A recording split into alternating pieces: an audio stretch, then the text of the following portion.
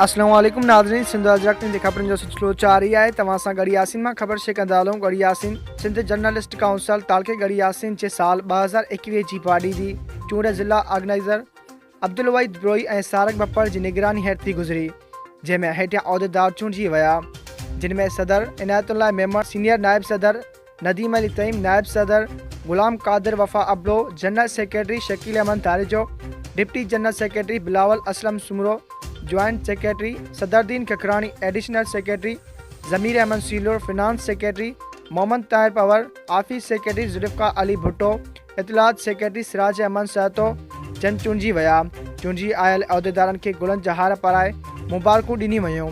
उन मौक़े ते इनायतुल्लाह मेमन, नदीम अली तईम, शकील अहमद तारिजो, सिराज सोतो ऐं ॿियनि चयो त सिंध जर्नलिस्ट काउंसिल सिंध जे चेयरमैन गाज़ी जंडीर साहब, अब्दुल वहीद ब्रोई ऐं सारक बप्पड़ समेत समूरी संगत जा निहायती थोरात आहियूं, जिन तालके ते असांखे चूंडे असांखे ख़िदमत जो मौक़ो ॾिनो।